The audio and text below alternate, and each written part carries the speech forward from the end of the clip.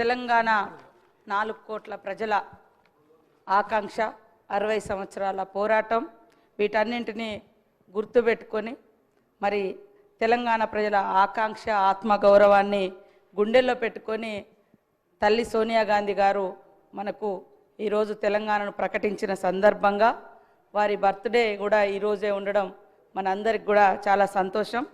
వారికి సందర్భంగా పుట్టినరోజు శుభాకాంక్షలను కూడా తెలియజేస్తా ఉన్నాను అధ్యక్ష. ఈరోజు జరుగుతున్నటువంటి విగ్రహావిష్కరణ కార్యక్రమాన్ని ఆయా పార్టీలు వాళ్ళ సొంత ఎజెండాను ఈ విగ్రహం చుట్టూ, ఈ తల్లి విగ్రహం చుట్టూ రాజకీయాన్ని చేస్తున్నటువంటి పరిస్థితి మనం చూస్తూ ఉన్నాం. ఈనాడు పెడుతున్నటువంటి తల్లి తెలంగాణ విగ్రహంలో మరి తెలంగాణ ప్రజల అస్తిత్వము, ఆత్మగౌరవం, పోరాటము, శ్రమైక జీవన మరి రూపము, ఆశీర్వాదం, తల్లి యొక్క బ్లెస్సింగ్స్ ఇవన్నీ కలగలిసినటువంటి నిండు రూపము తెలంగాణ తల్లి రూపము ఈరోజు మనం ఆవిష్కరించుకోవడం కూడా చాలా సంతోషం అధ్యక్ష. ఇందాక బీజేపీ వాళ్ళు కానీ బయట బీఆర్ఎస్ వాళ్ళు కానీ మాట్లాడుతున్నది తెలంగాణ తల్లి విగ్రహాన్ని మారుస్తున్నారని. అయ్యా, ఇప్పటి వరకు అధికారికంగా 10 సంవత్సరాల కాలం నుంచి మరి ఎక్కడైనా అధికారికంగా తెలంగాణ తల్లి విగ్రహాన్ని ఆవిష్కరింపచేసిర్రా?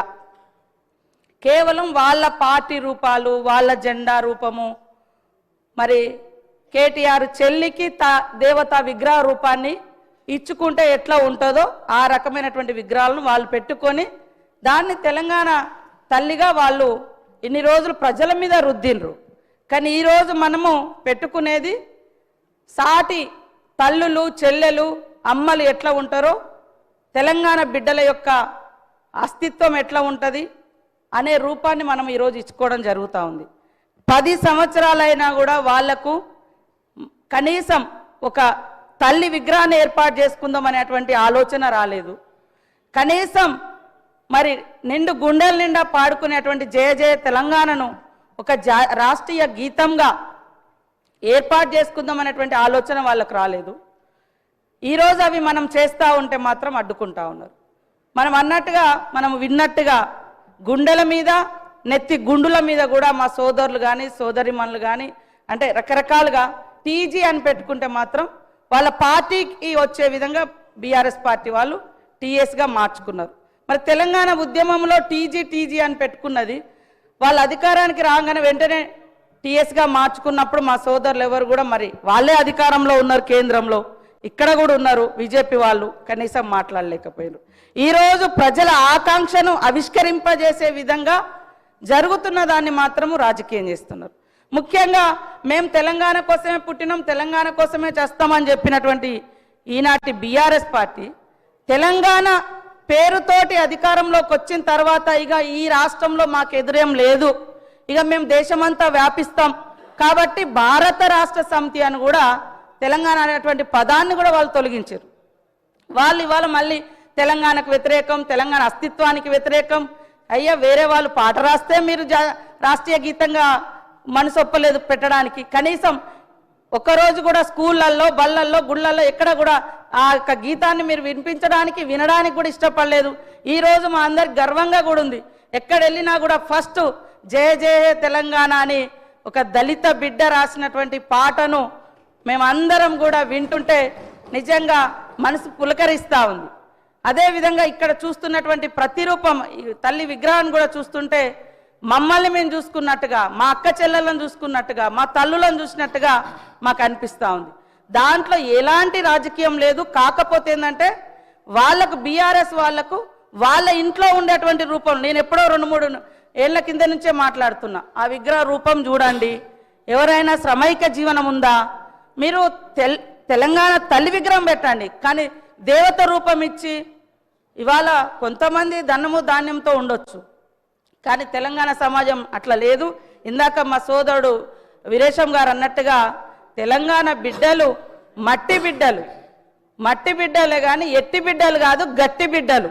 ఆ గట్టితనాన్ని, ఆ శ్రామిక తత్వాన్ని, పంటను, అదేవిధంగా కష్టాన్ని కూడా అందులో చూపించినటువంటి మరి ప్రతిరూపంగా మనం చూస్తూ ఉన్నాం. అదేవిధంగా మరి ఇందాక మా సోదరులు కూడా నా పేరు చెప్పడం జరిగింది.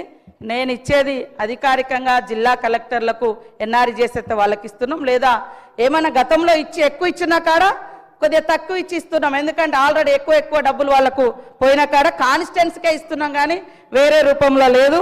అదేవిధంగా ఇందాక మా వాళ్ళు మాట్లాడుతున్నారు, మా బీజేపీ సోదరులు, మరి సోనియా గాంధీ గారిని మోడీ గారు తెలంగాణ ఎట్లా ఇచ్చినావు, తల్లిని చంపి నువ్వు బిడ్డని ఇచ్చినావు అని నిండు సభలో అవమానించిరు. ఆ రోజు కనీసం ఎవరు మీరు అది కాదు అని తెలంగాణ నుంచి మరి బీజేపీ నాయకులు కానీ బీఆర్ఎస్ నాయకులు కానీ దానికి ఆ యొక్క విధానాలకు వ్యతిరేకంగా మాట్లాడలేకపోయారు. కాబట్టి మేము ఎక్కడున్నా మేము పోరాటంలోనే ఉన్నాము.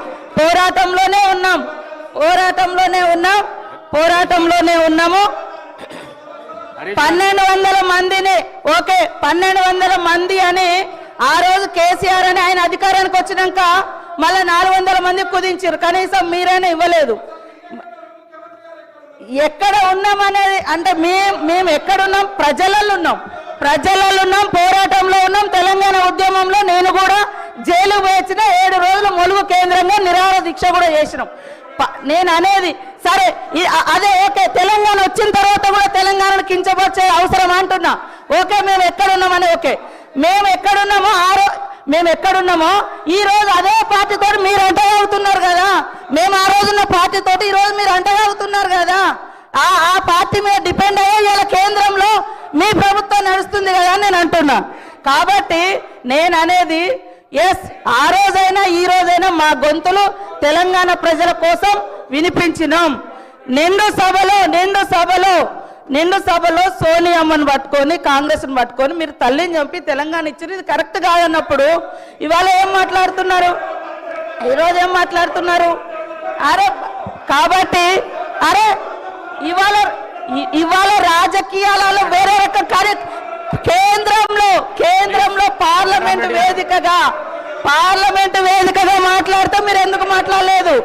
పార్లమెంటు వేదికగా 10 ఏళ్లలో జాతీయ గీతం రాకుండా రాష్ట్రీయ గీతం రాకుండా మీరు ఎందుకు మాట్లాడలేదు? కాబట్టి ఇవాళ తెలంగాణ ఇవ్వడాన్ని మీరు వ్యతిరేకించారే, తెలంగాణ ఇవ్వడాన్ని మీ మోడీ గారు వ్యతిరేకించారు. తెలంగాణ ఇవ్వడాన్ని మీ మోడీ గారు వ్యతిరేకించారు. కాబట్టి అధ్యక్ష కాంగ్రెస్ ప్రభుత్వం అధికారంలోకి వచ్చిన నాటి నుండి కాంగ్రెస్ ప్రభుత్వం అంటేనే మహిళల్ని గౌరవించే ప్రభుత్వం. ఇందిరాగాంధీ గారి కాడ నుంచి ఈ రోజు మహిళలకు ఇచ్చేటువంటి సంక్షేమ పథకాలన్నీ కూడా మహిళలను ఏ సమాజం అయితే మహిళ అభివృద్ధి జరుగుతుందో ఆ సమాజం అభివృద్ధి చెందినట్టుగా ఏదైతే మనం కొనబద్ధంగా తీసుకుంటామో ఆ విషయాన్ని మరి డాక్టర్ బిఆర్ అంబేద్కర్ గారు చెప్పిన పద్ధతిలో ఈనాటి గవర్నమెంట్ కూడా మహిళల యొక్క సంక్షేమం కోసం మొదటి నుంచి లాస్ట్ ఇయర్ ఇదే డిసెంబర్ 9th రోజు ఇదే అసెంబ్లీ వేదికగా ఇదే అసెంబ్లీ పక్కన మరి ఉచితంగా బస్సు ప్రయాణాన్ని కూడా మనం మహిళలకు ప్రారంభించిన రోజు అధ్యక్ష. ఈ రోజు వరకు 4,000 కోట్ల రూపాయలను ఉచిత బస్సు ప్రయాణానికి మనం ఖర్చు పెట్టడం జరిగింది.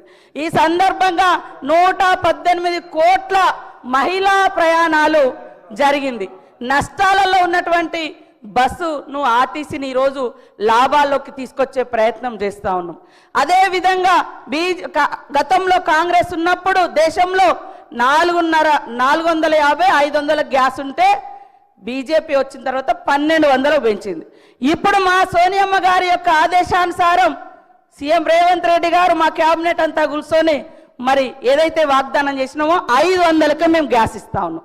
పేదింటి బిడ్డలకు కూడా గుడిసెలో వెలుగు నింపాలని ఉచితంగా 200 యూనిట్ల కరెంటు కూడా ఇస్తా ఉన్నాం. మీరు 10 ఏళ్లలో రైతులకు రుణమాఫీ చేయలేదు, తీసుకొస్తానన్నటువంటి బ్లాక్ మనీ తీసుకురాలేదు, 2 కోట్ల ఉద్యోగాలు ఇవ్వలేదు. ఇవన్నీ 11 ఏళ్ళైనా మీరు చేయలేదు. 1 ఇయర్లో చేయలేదు అనడం ఎంతవరకు, ఇదంతా మాట్లాడము ఎంతవరకు కరెక్ట్ సార్? కాబట్టి ఇది విగ్రహానికి సంబంధించినటువంటి సభ, విగ్రహావిష్కరణ ఈరోజు జరుగుతున్నటువంటి సమావేశము. సీఎం రేవంత్ రెడ్డి గారు ఇవాళ విగ్రహావిష్కరణకు సంబంధించినటువంటి ఇన్విటేషన్ స్టేట్మెంట్ ఇవ్వడం జరిగింది. దాని నుంచి డైవర్ట్ చేసి రాజకీయాలు మాట్లాడుతున్నారు. అందుకనే నేను మాట్లాడాల్సి వచ్చింది. కాబట్టి ఈరోజు మనం ప్రతిష్ఠింప చేసుకునేటువంటి తెలంగాణ తల్లి విగ్రహం ప్రతి ఇంట్లో ఒక ఆడపడుచు విగ్రహం లాగా మాకు కనిపిస్తుంది. కాబట్టి మీ ఇందాక నేను మండలికి పోయినా బీజేపీ సభ్యులు 100% సపోర్ట్ చేశారు. ఇక్కడ మాత్రం వీళ్ళు కావాలని రాజకీయం చేస్తున్నారు. బీఆర్ఎస్ వాయిస్ బీజేపీ వాయిస్ ఒకటే అనేది స్పష్టమవుతుంది. వాళ్ళు బయట చేస్తారు, మీరు లోపల చేస్తారు, అంతకంటే తేడా లేదు. కాబట్టి ఈ విగ్రహాన్ని తెలంగాణ అస్తిత్వ విగ్రహం ఇది. అందరూ సంతోషంగా ఈ సభలోకి రావాలి, విగ్రహావిష్కరణ సభలోకి రావాలని కోరుతా ఉన్నాను.